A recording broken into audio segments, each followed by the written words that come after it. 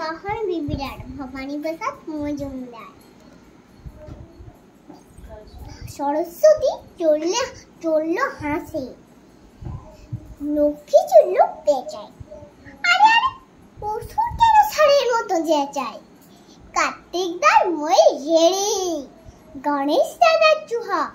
আরে অসুর কাঁদছে কেন, করছে কেন হুহা? দুর্গা দেবী সিংহ হাসে, হাসে শিবের চন্ড। আরে অসুর রেগে কি সব করবে লন্ড ভন্ড?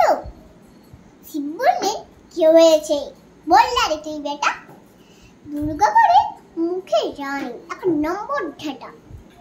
বললে অসুর আমার কসুর নিম্ন সৎ কহুন, তোমরা সব একটা করে আছে তো বেশ বাহন।